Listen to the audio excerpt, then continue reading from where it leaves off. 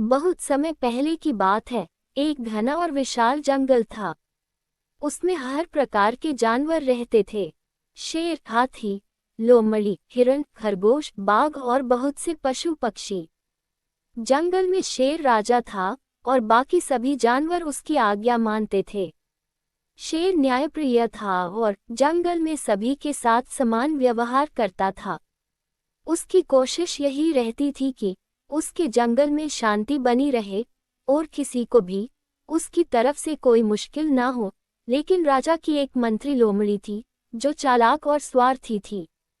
वे हमेशा राजा को अपने स्वार्थ के लिए गलत सलाह देते रहती थी। इसलिए कभी कभी राजा से गलतियां भी होती रहती थी। ऐसे ही जंगल के दिन बीत रहे थे। फिर एक दिन जंगल में एक अनोखी घटना घटी। एक सुंदर हिरन अपनी मां के साथ नदी के किनारे पानी पी रहा था। तभी अचानक कहीं से एक बाघ आया और उस पर झपट पड़ा।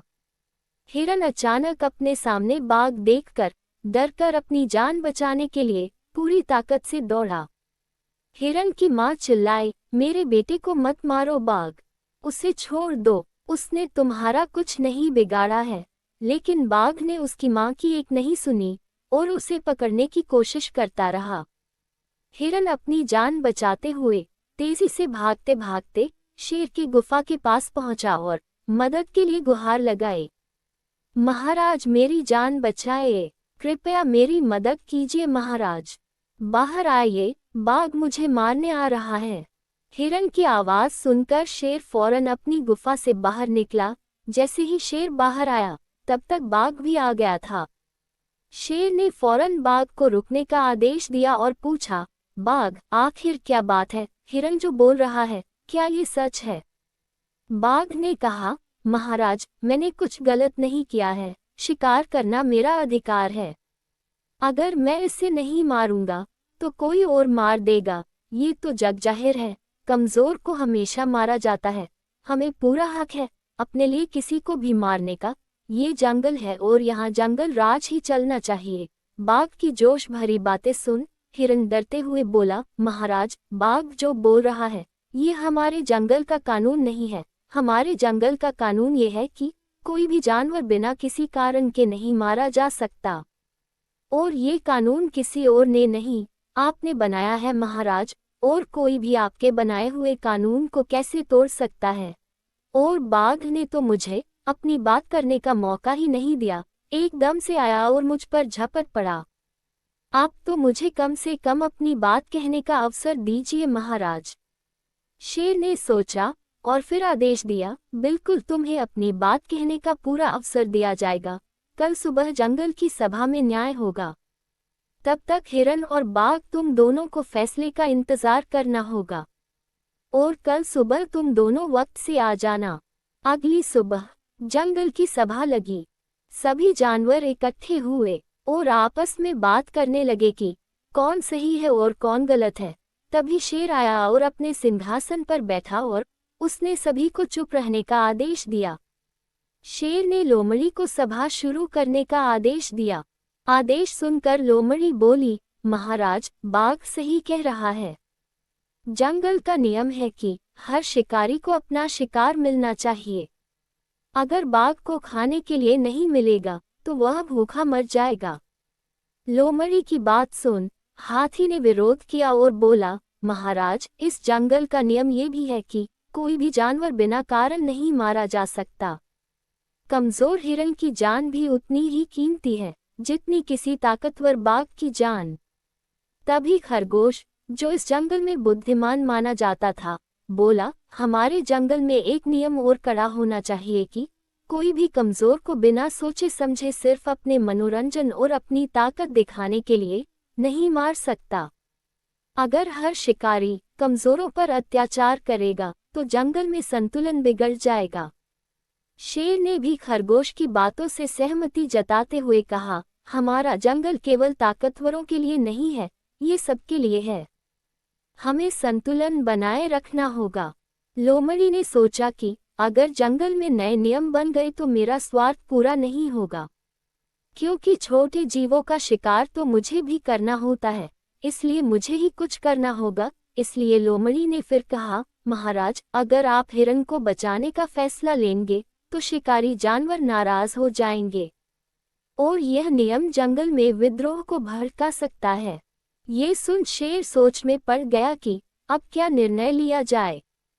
तभी एक बूढ़ा कछुआ धीरे धीरे आगे आया और बोला, महाराज, किसी भी निर्णय पर पहुंचने से पहले आप मेरी बात सुन लीजिए। महाराज, यदि जंगल में केवल ताकतवरों का ही राज होगा तो कमजोर जानवर यहाँ नहीं रह पाएंगे। फिर वो यहाँ से दूसरे जंगल में, जहाँ इससे बेहतर कानून व्यवस्था होगी, वहाँ चले जाएंगे। इस तरह धीरे धीरे शिकार भी खत्म हो जाएंगे और शिकारी भी खत्म हो जाएंगे, क्योंकि उन्हें शिकार ही नहीं मिलेगा तो वो खाएंगे क्या और बिना खाए हुए वो जिएंगे कैसे। इसकी महाराज, जंगल का संतुलन बनाए रखना बेहद आवश्यक है। उसके लिए ताकतवर और कमजोर दोनों तरह के जानवर बेहद जरूरी है। शेर को कछुए की बात समझ में आ गई। उसने कहा, आज से जंगल का नियम ये होगा कि शिकारी केवल उतना ही शिकार करेगा जितना उसे जीने के लिए आवश्यक हो। बिना कारण किसी को भी मारने की अनुमति नहीं दी जाएगी। बाघ को भी ये नियम स्वीकार करना पड़ा। उसने वादा किया कि वह केवल जरूरत के अनुसार शिकार करेगा।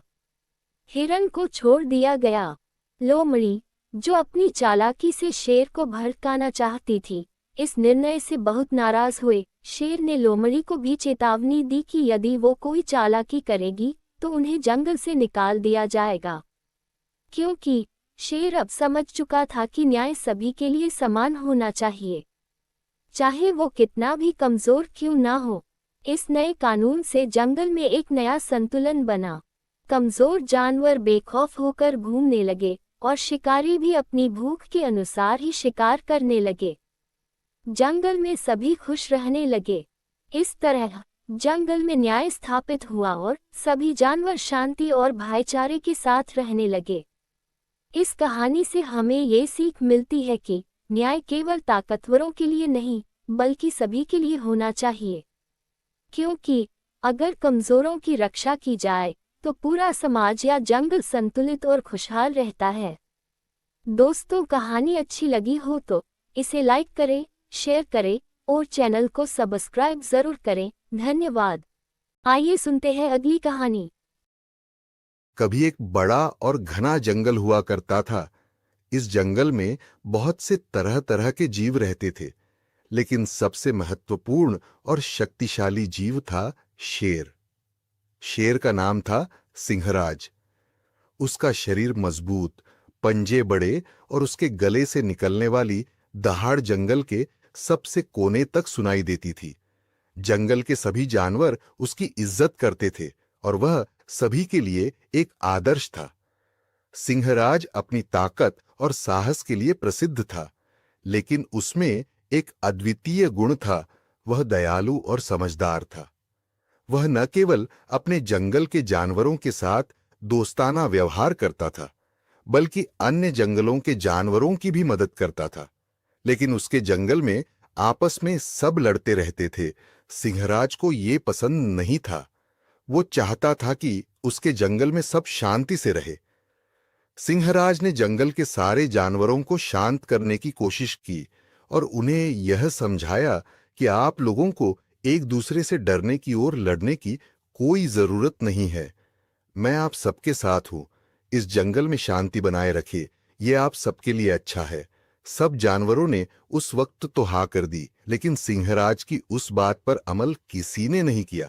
जब सिंहराज ने यह देखा कि उसकी बात का किसी पे कोई असर नहीं हो रहा, तो उसने सोचा कि इस संकट के समय में उसे कुछ करना होगा। उसने जंगल के सभी जानवरों को इकट्ठा किया और उन्हें एकत्रित करने के बाद यह घोषणा की कि वह इस संकट को हल करने के लिए एक साहसिक यात्रा पर जाएगा। यह यात्रा उसे जंगल के बाहर दूर एक पहाड़ी क्षेत्र में ले जाएगी, जहां पुरानी कहानियों के अनुसार एक जादुई पौधा उगता था, जो किसी भी आपदाओं से निपटने के लिए उपयोगी हो सकता था। सिंहराज का यह साहसिक निर्णय केवल जंगल के जानवरों के लिए नहीं, बल्कि उसके पूरे जंगल के लिए महत्वपूर्ण था। इस पौधे के जंगल में आने के बाद ना सिर्फ इस जंगल में बल्कि उसके आसपास के सभी जगहों पर शांति का माहौल होगा। लेकिन ये यात्रा कोई आसान यात्राओं की तरह नहीं थी। वो बहुत लंबी और थका देने वाली यात्रा थी। इसलिए सिंहराज ने अपनी यात्रा शुरू करने से पहले अपने सबसे विश्वसनीय दोस्त हाथी बबलू से मदद मांगी। बबलू का विशाल शरीर था और उसकी ताकत जंगल में किसी से भी कम नहीं थी। वह सिंहराज का परम मित्र था और हमेशा उसकी सहायता करता था। दोनों दोस्त एक साथ उस पहाड़ी क्षेत्र की ओर चल पड़े जहां जादुई पौधा स्थित था। रास्ते में उन्होंने कई चुनौतियों का सामना किया। पहले तो उन्हें एक घने जंगल से गुजरना पड़ा जहां के बारे में उन्हें कुछ पता नहीं था, लेकिन सिंहराज और बबलू ने मिलकर यह रास्ता पार किया। इसके बाद एक विशाल नदी आई। नदी का पानी बहुत तेज बह रहा था। सिंहराज ने बबलू से कहा, हमारी यात्रा तभी सफल होगी जब हम हर चुनौती का सामना करेंगे। दोनों ने मिलकर उस नदी को पार किया और आगे बढ़े। बड़े बड़े जंगलों को पार करते हुए कई महीनों की यात्रा के बाद अंत में वे उस पहाड़ी क्षेत्र में पहुंचे जहां जादुई पौधा था। लेकिन वहां उन्हें एक और चुनौती का सामना करना पड़ा। पहाड़ी के ऊपर एक बड़ा और डरावना तेंदुआ रहता था जो उस पौधे की रक्षा करता था। उसके वहां रहते कोई भी उस पौधे को वहां से नहीं ले जा सकता था। तेंदुआ सिंहराज और बबलू को देखकर गुर्राया और बोला, मैं इस पौधे की सुरक्षा के लिए यहां हूं। मेरे होते हुए कोई भी इसे यहां से नहीं ले जा सकता। अगर फिर भी तुम इसे लेने की कोशिश करते हो तो मैं तुम्हें कभी नहीं छोड़ूंगा, और मेरे होते हुए तुम यहां से जिंदा वापस नहीं जा सकते। तेंदुए की बात सुन सिंहराज ने शांति से उत्तर दिया, देखो दोस्त, हम इसे किसी नुकसान के लिए नहीं ले रहे हैं और ना ही हम तुम्हें कोई नुकसान पहुंचाने के लिए आए हैं। हम सिर्फ अपनी जाति की मदद के लिए और अपने जंगल की शांति के लिए इसे यहां से ले जाना चाहते हैं, ताकि हमारे जंगल में शांति की व्यवस्था हो सके। तेंदुआ थोड़ी देर तक सोचता रहा।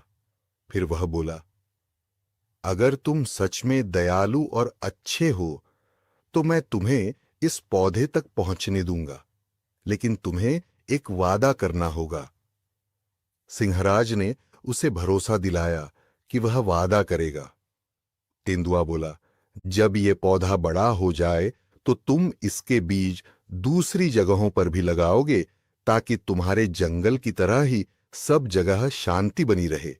और तुम्हें जंगल में सभी जानवरों को यह समझाना होगा कि हिंसा नहीं बल्कि शांति और समझदारी से ही संकटों का हल निकाला जा सकता है। सिंहराज ने उसकी शर्त स्वीकार कर ली। वह और बबलू हाथी जादुई पौधे के पास पहुंचे और तेंदुए ने उन्हें उसे ले जाने दिया। सिंहराज और बबलू उस पौधे को लेकर जंगल वापस लौटे। उन्होंने पूरे जंगल को एकत्रित किया और पौधे का महत्व समझाया। सिंहराज ने सभी को बताया कि यदि हम किसी भी कठिनाई का सामना करते हैं तो हमें धैर्य और समझदारी से काम लेना चाहिए। केवल हिंसा और घबराहट से कोई समाधान नहीं निकलता। इस यात्रा ने केवल जंगल में शांति स्थापित की, बल्कि सभी जानवरों को यह सिखाया कि एकता और समझदारी के साथ कोई भी संकट हल किया जा सकता है। सिंहराज की साहसिक यात्रा ने उसे जंगल का सबसे बड़ा और सम्मानित नेता बना दिया और अब सब जानवर मिलकर रहने लगे। दोस्तों, कहानी अच्छी लगी हो तो इसे लाइक करें, शेयर करें और चैनल को सब्सक्राइब जरूर करें। धन्यवाद। आइए सुनते हैं अगली कहानी। बहुत समय पहले की बात है। एक विशाल और घना जंगल था जो दूर दूर तक फैला हुआ था। यह जंगल न केवल अपनी सुंदरता के लिए मशहूर था, बल्कि यहाँ के जानवर भी अपनी विशिष्टताओं के कारण प्रसिद्ध थे। इस जंगल में पक्षियों की चहचहाहट, नदी के किनारे की शांति और हरियाली का अपना ही आकर्षण था। और इसका राजा था शेर राजू। प्राकृतिक नगर का जंगल बहुत ही खास था। यहाँ पर सभी जानवर शांति से रहते थे और उनका मुख्य उद्देश्य जंगल की सुरक्षा और संतुलन बनाए रखना था। यह जंगल सिर्फ जानवरों का नहीं था, बल्कि यहाँ विभिन्न प्रकार के पेड़ पौधे, झाड़ियां और वनस्पतियां भी थीं, जो इस जंगल को एक अनमोल खजाना बना देती थीं। हर प्राणी की एक भूमिका थी और सभी अपने अपने स्थान पर संतुष्ट और खुश रहते थे। लेकिन हाल ही में कुछ अजीब घटनाएं घटित होने लगी थीं। जंगल में शांति का माहौल अचानक टूटने लगा था। कई बार यह देखा गया कि कुछ जानवर अचानक गायब हो जाते थे, इसलिए जंगल में एक डर का माहौल बन गया था। यह घटनाएं जितनी सामान्य लगती थीं, उतनी नहीं थीं। कुछ जानवरों को यकीन था कि जंगल में कोई बाहरी ताकत घुस आई है जो इस अजीब घटनाओं का कारण है। वो अचानक कहाँ गायब हो गए थे। इस सब के बीच जंगल के सबसे बुद्धिमान और पुराने जानवर हाथी मोहन ने स्थिति को गंभीरता से लिया। मोहन का नाम पूरे जंगल में सम्मान के साथ लिया जाता था। उनका अनुभव और समझ जंगल के हर कोने में फैल चुकी थी।